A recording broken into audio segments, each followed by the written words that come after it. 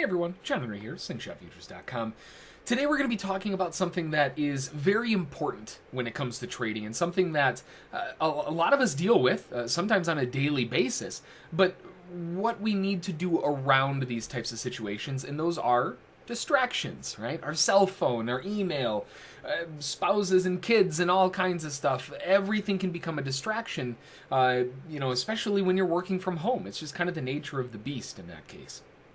So one of the big things that a lot of traders kind of put themselves into is having too many distractions, right? Their cell phone will be on, they'll have a chat room open here, they'll have, audio squat going in the background, they'll have, a live thing going on here, and they've got this over here, and they've got another thing over there. I mean, we've got a million things going on.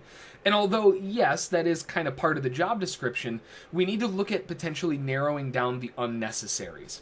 Right? So one of the big ones, obviously, if you're working from home, is the family, right? What do you do when there are a lot of distractions from your family? Sometimes your kids will walk into the office, or sometimes you'll have a situation that's going on. You light a pizza on fire on accident while you're making lunch for the kids.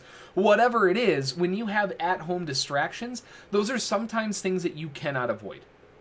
It's just nothing that you can do about it. You might be able to get away with trying to lock the door so the kids don't come in or something like that. But, even then, they're going to be banging on the door, and it's still going to be a distraction. So because of that distraction factor of working from home, and that's just one type, there's a million other ones, how do we cope with that, right? How do we work our way through that? Well, first of all, you kind of have to mentally categorize what type of distraction it is. Is it a very important distraction, like your oven is on fire because you had a pizza in there that you forgot about? That would be an emergency one that you're basically going to have to stop doing everything and go. I don't think I need to tell you to put out a fire in your kitchen. But, there are going to be other ones, too, that we have to keep our eyes on.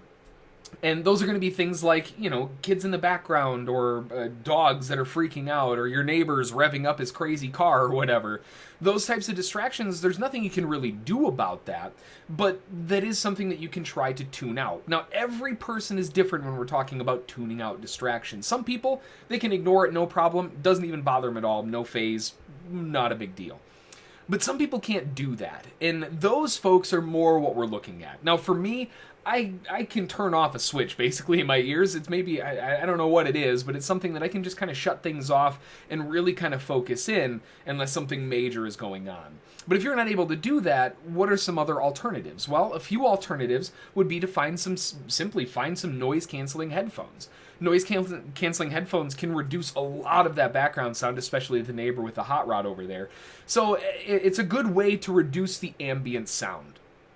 Now, if a kid screams or a dog barks or something freaks out in the background, the noise canceling isn't going to take care of that. Noise canceling does a lot better with residual continuous sounds that tend to be right around the same pitch or tone. That's why you see a lot of noise canceling headsets on airplanes, because they make a very continuous hum, right? That sound is easy to drown out when it's the same pitch pretty much the entire way. So noise-canceling headphones can make a pretty big difference. They can help, but it's not going to drown out everything. It might be something to try. If it drowns out enough where you can then kind of ignore it and it doesn't bother you, perfect. That's all you need. You can get a good, set of headphones that are noise-canceling for a reasonable price. You can also go a lot higher end. The one thing you have to keep in mind when you're talking about headsets, we're traders, we're in front of the computer with our headphones on, 4, 5, 6, 7, 10 hours. Make sure they're comfy ones, right? Try them on first, maybe not necessarily buy them online, or if they do, make sure there's a return policy, but make sure they're comfortable, because you're going to be wearing them for a long time, and the last thing you want to have to deal with trying to get rid of a distraction is have a headset give you a migraine. So don't have that happen. Make sure that they're comfortable. Now, sometimes, working from home, we love it, but we sometimes can love to hate it, especially if there's a lot of distractions. And one of the best things to do if you need to get away from that situation is ditch the working from home. That's not an easy thing to say, and not a lot of people really want to do it. Don't get me wrong, I love waking up and walking down the hall and bingo bango, we're in the office. But a lot of times, if you have a busy enough household, tuning it out or trying to ignore it just isn't going to be enough. So in that case, there are situations and instances, and sometimes realtors or brokers you can work with, that will rent out single unit office space, right? We're talking like 100 square foot room, and they're cheap. They're cheap as dirt. So you can pick up an office space that you can go to that could be potentially locally. It might not be that big of a drive. Maybe you could even walk to work. But that way you're getting rid of that home distraction. The only person in your little office is you, right? Nobody around you. Maybe you can hear some cars outside, whatever, normal ambient volume, but it's just you, right? You are the primary person there. There's no kids running around or dogs or neighbors or whatever. It's just you. And that's generally, if you can't get away or get around some of the at-home distractions, that's something to consider, is maybe looking into a possible small office space you can rent out in single rooms, because that's really all you need. Now, some of the other things, maybe a little bit less extreme, would be just generally looking at what you all have open, right? Obviously, every chart is going to be a distraction of its own, because you're going to be looking around, and naturally you're going to want to check all of them, and you kind of scan through. But those are kind of just workplace hazards, if you will. That's just part of the job. We don't want to close charts or anything like that, because now we're reducing the amount of markets that we can keep our eyes on. But we have to look at the overall, everything that's going on. Some people will have a boatload of charts, and they'll have 15 different monitors, and then along with that, if that's not enough of a distraction, they'll have a news feed going on, and they'll have this feed going on, and CNBC over here, and this going on over there. And some of those distractions are necessary, right? Knowing what news is happening is not really a bad distraction. That's a good distraction, right? I want to know when something happens. So a news feed, that's an okay type of distraction. So we kind of have to categorize which ones that we can cut. But when we're really looking at the overall move, things like CNBC, having a TV, having some type of news feed, a live news feed, a lot of times, is that necessary? Or is it just because it's kind of cool to have CNBC up? Don't get me wrong. Sometimes it can be useful, but for the most part, everything that I hear on those different types of invest this and that and fast money, it usually ends up being wrong. So why do I care what they're saying? Maybe there's a big news announcement. That's what the news feed's for. I don't need that part of one of my monitors being taken up. Maybe it's more space for charts.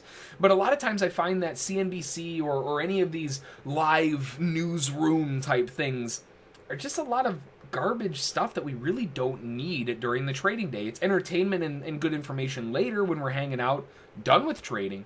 But during trading, more often than not, it doesn't really implement anything of use.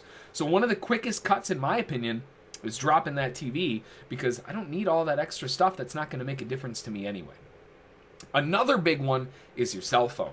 Your cell phone, or maybe a laptop that's attached to your messenger on Facebook, or whether it's email or whatever, as long as it's not occupational, right? If you have a business email, that's fine. That's part of the business.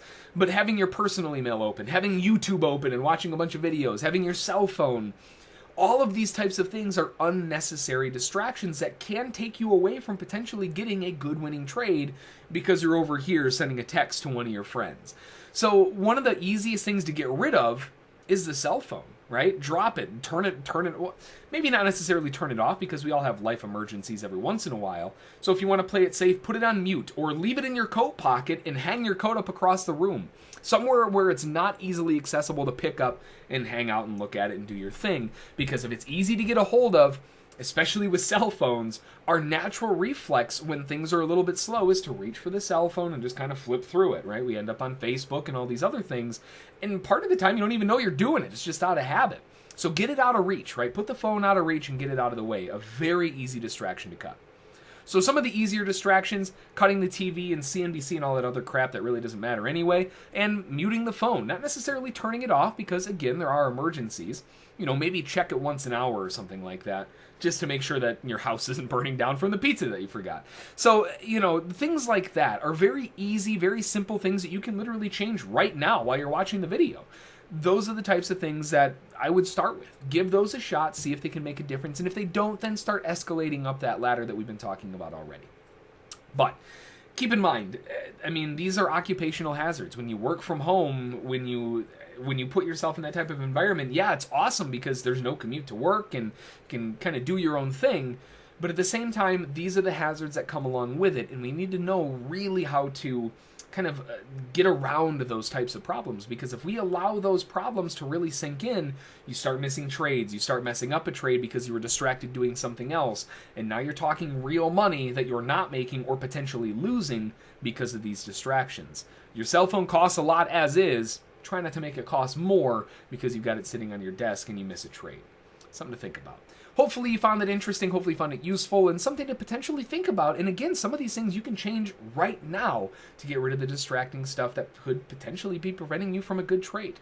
Either way, I hope you enjoyed the video. As always, throw us a thumbs up, throw us a like on the video, a thumbs up, so we know that you like the content. Along with that, make sure to subscribe to the channel so you're notified every time one of these videos comes out. And just to make sure, because the good old YouTube algorithms are a little bit funky, click the notification bell icon to the right so it notifies you when these videos comes out so you don't miss anything important.